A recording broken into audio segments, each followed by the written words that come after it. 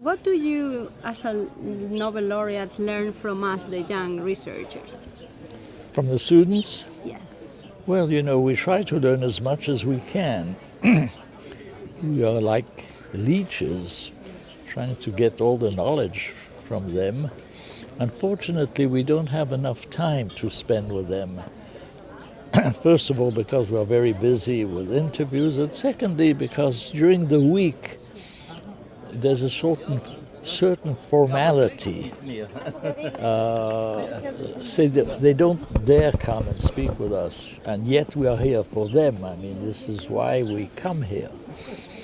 But on the trip to Mainau on Friday, then they are relaxed, and then we met them, and then they begin to speak. So this is why we come here. I mean, those meetings are not for us, they are for them. So that's one of the pleasures of coming here. The second is that, okay, we meet a bunch of friends. It's a sort of a family. And thirdly, it's beautiful. Lindau is really beautiful. So this is, for me, some of the reasons for me to come here. And then I think the talks, I haven't given any talk because I'm in medicine. And this year it's in chemistry, but I think the talks are superb. So. Okay, so you also interact with the laureates, and what do you learn from them? I see them very often. 2 or 3 of them, I saw them a month ago. In fact, in Valencia, we are on the jury of the Rey Jaime I, and then I see them at other occasions. So it's a pleasure to see them. We know, some of the talks. We heard them already. We are invited at symposia and things like that. So the important thing is that we sit together and speak very freely. I have retired from scientific research maybe 15, 18 years ago. So for me, I love those meetings because everything is new, everything is wonderful. Whereas when you are actively engaged in a particular, you go to the symposia, you know all the guys, you know their jokes, you know what they will say, what they will tell you. So for me, it's one of the pleasures of having retired. I can see how science moves forward, and that's a great pleasure. Okay, so just more in a general term, from this experience itself, what do you learn, the Lindau experience? Well, I learned that for the students, they all speak the same language, the language of science. They come from, I don't know how many countries, you probably know, maybe 50 or more. And yet, they communicate with one another, they speak the same language. So I think this is very essential.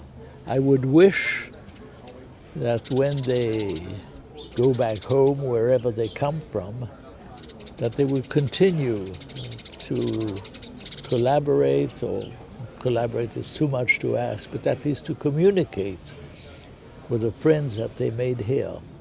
I think that would be wonderful. In fact, several years ago, I already told the people from the Lindau Foundation, that we should make a T-shirt with the logo of Lindau, so that, I have organized several talks, summer courses and things like that, and once or twice I designed a T-shirt. And one day I was walking on the beach in Hawaii and I saw the T-shirt. So I immediately went, and he was a former student. I wouldn't have recognized him. I think it would be very nice if they could have a simple black T-shirt with the logo of Lindau, which is a very nice one.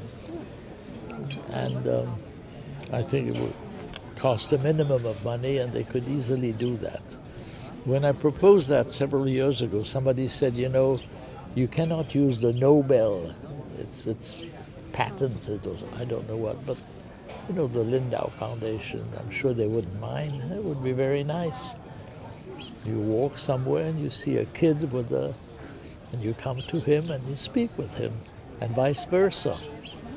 So this is what I think the important thing of Lindau, that the students should realize that they are not really part of a club, but nearly of a family of alumni from the Lindau meeting, and they should continue to keep contact with one another, and hopefully perhaps one day collaborate scientifically, establish this kind of contact. So that would be important. Okay, just the last question.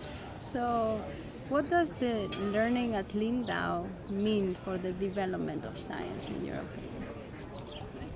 Well, I think a lot. Really, you have, I don't know, close to 600 students coming from many, many countries.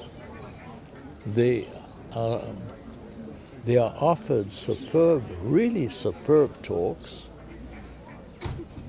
It doesn't matter whether or not they are Nobel laureates or not Nobel laureate, but all the Nobel laureates put a lot of time in preparing their talks. And even for me, I marvel, you know, at some of the things I hear. So I think that this can only be a very great help to them. So this educational, you know, education is basic. So Many people think that science can be dangerous because, you know, atomic bomb and everything like that. I think it's ignorance that is dangerous. So that's one way of fighting ignorance.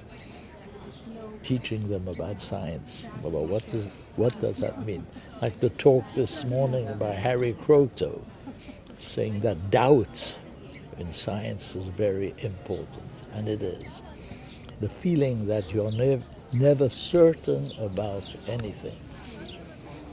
If all the public could have this idea, if they could realize that they might be wrong, you know, it would be the end of fanaticism.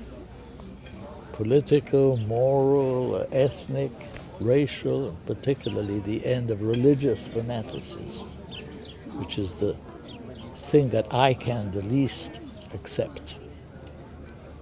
So this is what they learn. thank you very much. That's all the questions we had for you. Well, you're very welcome. It was a pleasure for me to speak with you.